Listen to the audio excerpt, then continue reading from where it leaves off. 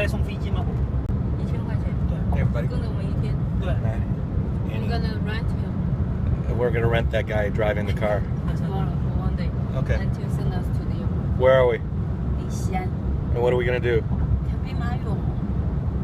We're gonna. I think that's what she said was look at the terracotta soldiers. She says yes. So I'll show you what the terracotta soldiers are.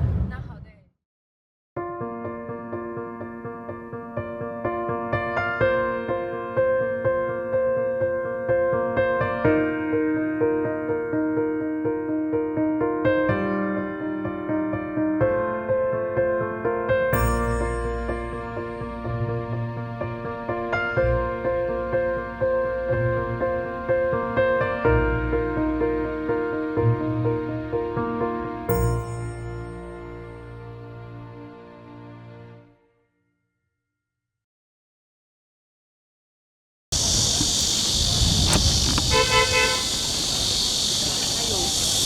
Where are we? Xi'An. 兵马俑。 Bingmayo. That means terracotta soldiers. We have a poster.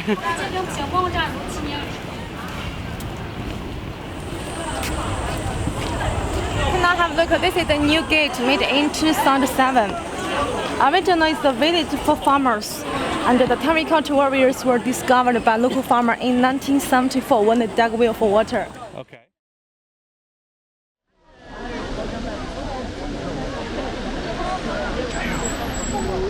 What's the emperor's name? Yingzheng.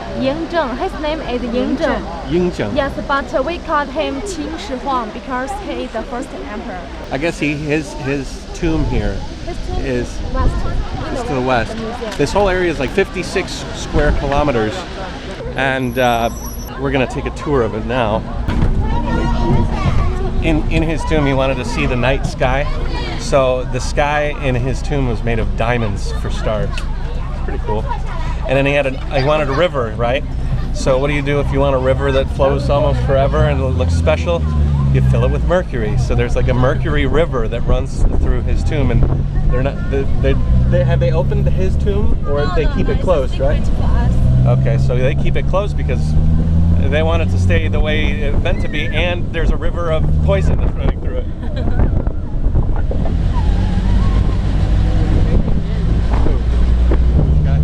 You know how many people must have died just to know you can make a river and Said it's about 1 million workers to make 1 million workers. Yeah, near 1 million workers. Damn. That's one hell of a guy. Too hot.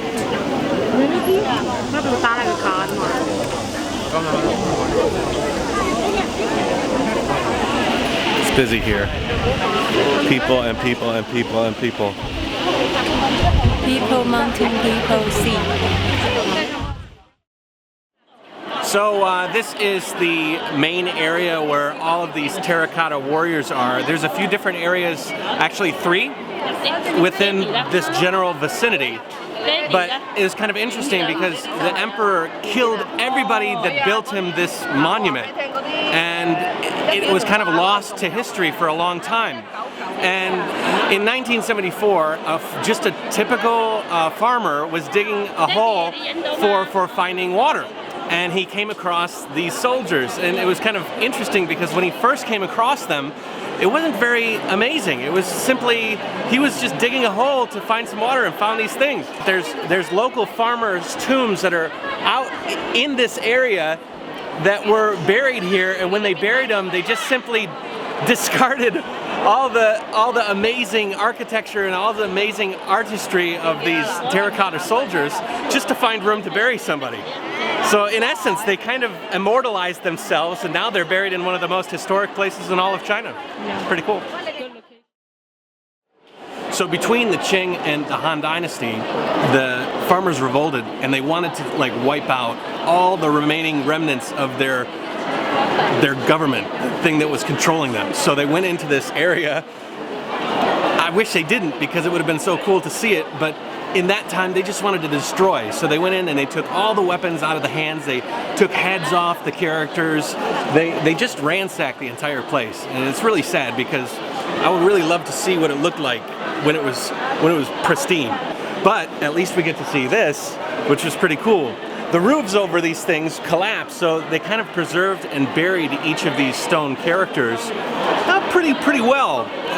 If this thing would have been open air, then there would be nothing here by the time we opened it. So at least now we can kind of get a look in and see a little bit of what the history used to look like. There used to be a lot of color on each one of these characters and designed by the people that actually built them. So they look just like the guys that actually carved these characters, because they all have individual faces.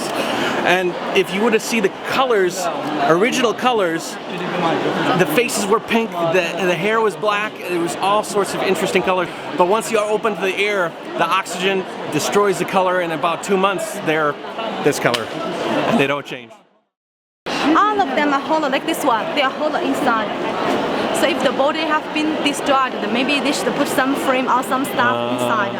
Rebuild one soldier, maybe 1 month or 2 months, maybe 1 year. So this is a big job for the modern archaeologist. But you know, when the archaeologists rebuild that again, they found some character on the body of the warriors. After you, the character should ask the worker's name. Signature. So if you are a worker, you make one soldier, finally you should sign your name on the body of the warrior. After the checking, if you make the bad job, if you make the bad job, you must be punished. How to punish you? Don't worry, no, don't worry, he cannot kill you. Just shave your mustache. Shave your mustache? Yes. The mustache and the hair are it's very important for the man, and because they thought the hair and the mustache are come from their parents. If you cut them, it's not good for your parents. Yeah. But in the Qin dynasty, if you're a punisher, maybe the emperor just shave your mustache. That's not bad. I can deal with that. But in the Han dynasty, if you're an important punisher, the emperor cannot kill you, but he also hate you. Just write some character on your face, and the character will follow you forever. It's a shame for you. Like branding. Yeah. Yes. First I shave you. Second I brand me. Okay, so this whole area is about 230 meters long. That's the east end, and that's where they started digging the warriors up. And if you go farther to the west, like where I am, you can see it's just ground.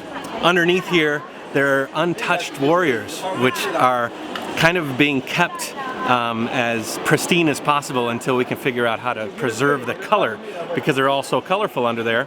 But we don't want to open them up, because when we do, the color's going to go away. And the warriors are close to us, so you can see them detail. The warriors have different body shapes, some taller, some smaller, some fat, some thin, right? They also have different face shape like here.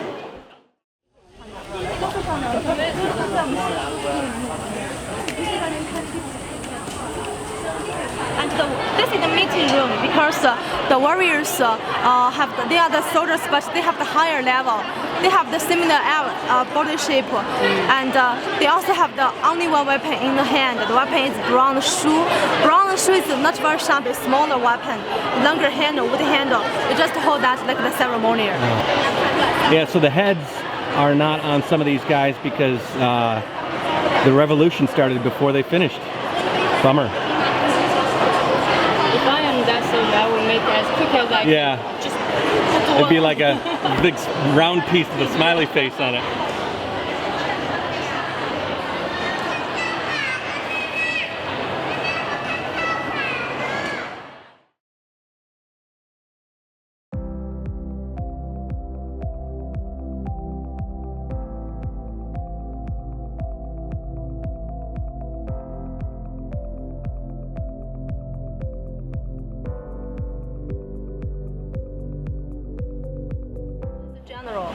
This is a civil officer. He's an archer and he's a soldier, is a horse. The 5 pieces is one set. Yeah. Get a set? Yeah, okay. We can leave one for Andrew, one for my sister. One you keep, one. All right. And we'll cook it together 200 years later. Okay, okay. Give me.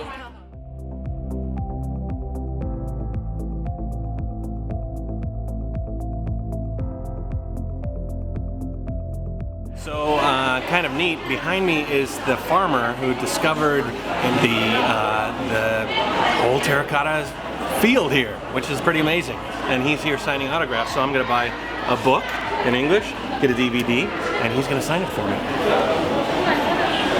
Yeah.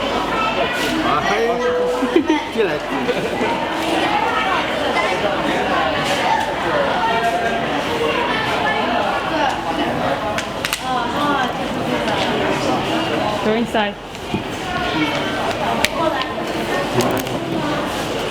谢谢. So this is pit number 2, and this is probably the least excavated. You can actually see that there's kind of a wave to the top of the roof here in the pit, and that is the remnants of the wood that was bending over the areas where the terracotta soldiers are. And there's actually soldiers that are in there that are going to remain in there until we can figure out how to really nicely get them out and have them preserved forever. So it's pretty cool. There's an army underneath that this floor that all you got to do is clean it out and be very careful, and you could uncover this amazing amazing artwork.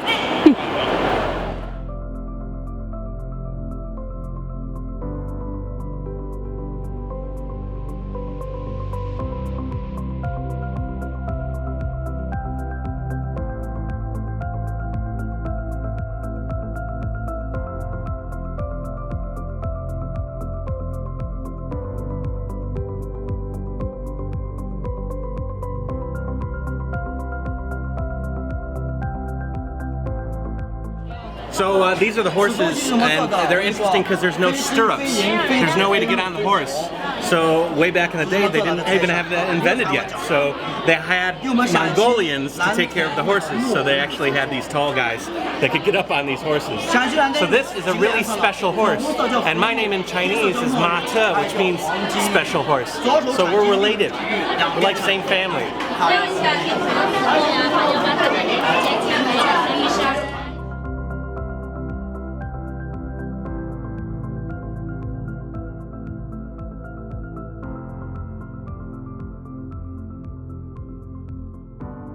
How amazing it is. You guys found it in 1950 and we had it 2,200 years ago. Amazing. But then your farmers destroyed it all anyway, so. But I'm still proud of that.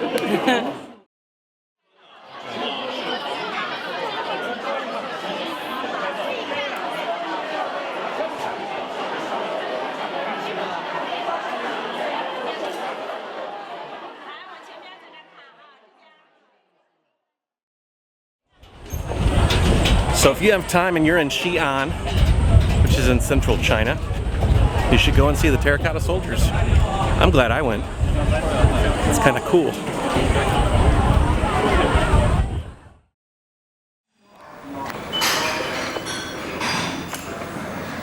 So this is our last dinner in Xi'an. What are we eating? Biang biang mian.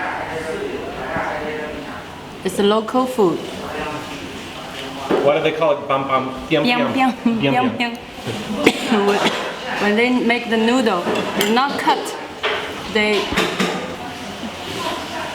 pull from the wooden board, so make the sound of biang biang biang biang. Called biang biang mian.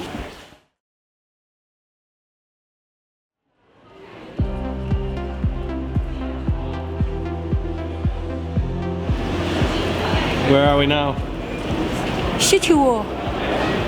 We're in Shitty. Shitty chicken? Shitty chicken. But we're in Shitty.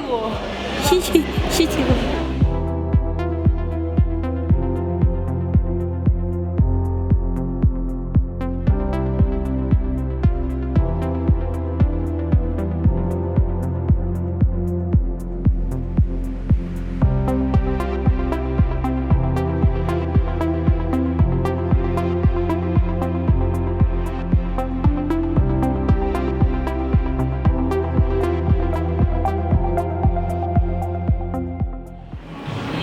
There was a time in the past where this wall was all that protected the city from marauders and stuff. Now, it's huge and amazing and somewhat useless.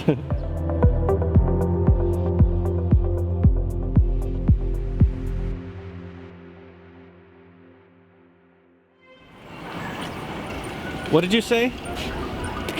Because that has come out. Well, what were we talking about? We were talking. Oh! You asked me a question. Anybody jump from here and die? And I said that probably, and they would make it sound like "Whoa!" just before, and then at the That end. is come on. Yeah. When people die, they will release dados and Berber. What is bird? Berber just pee. What is dados? Dados just shit. This Wow. 马特话. Mata? Who's mata? That guy hold the camera. Oh, okay. Because why did I do that? Because I don't know Chinese, so I kind of make up my own.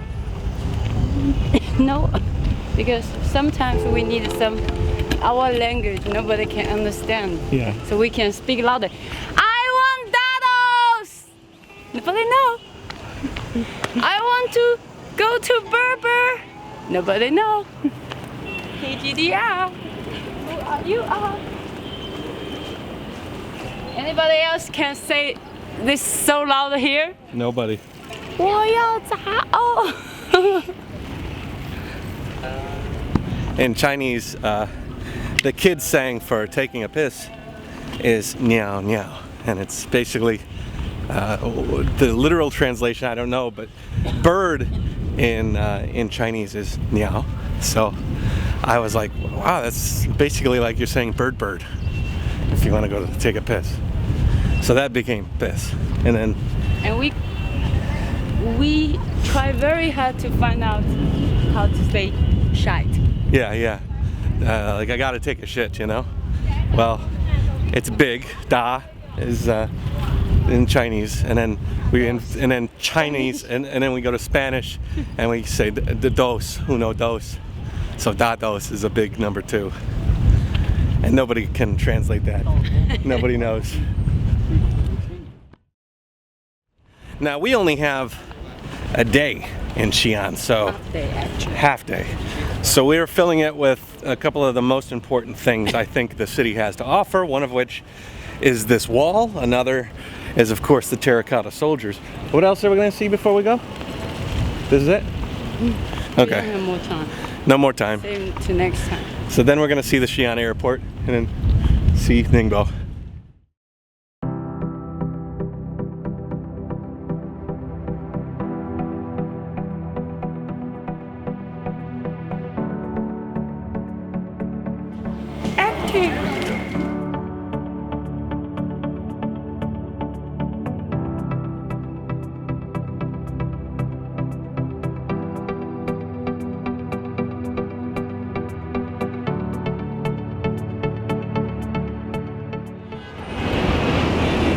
Now for us, we didn't have a lot of time. So what we did is we got on C-Trip and called for a taxi from the airport. When the taxi showed up, it was a minivan. It was kind of like a private taxi. And we decided that we wanted to stay a little longer, and he offered to guide us and be our tour guide for the next 2 days. So we hired him for about 1,000 RMB for the day and a half. And in turn, he drove us to and from the airport. He held on to our bags. He took us to our hotel, and he showed us around to the Terracotta Soldier Station, introduced us to our guide, as well as took us to the wall, and now he's going to pick us up and take us to the airport, where we're eventually going to go back to Ningbo. So it was a really convenient way to do things, and for the relative cheap amount of money, 1,000 RMB is less than 200 bucks. We got a personal guide and some security. Not to mention that we check out of our hotel, we threw the bags in his minivan, and we just got to keep our bags in there and not have to worry about transporting those as well. So it's a good idea, and as long as you can find somebody you trust, it's nice. Here, Abby. 谢谢。哎。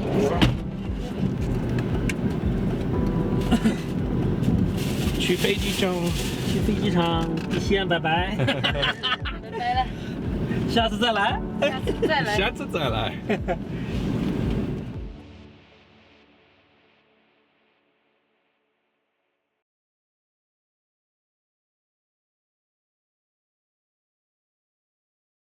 There is a strange thing. We're on the highway and there's some ladies dressed up in white, and umbrellas standing on the side of the main thoroughfare exit. I guess they're waiting for any foreign license plates, and there'll be their guide. But they're picking up work on the side of the highway. Literally crazy. And it's like 40 degrees outside. You can park the car there. The driver said that it's not legal and they're very bad. Ladies gotta work.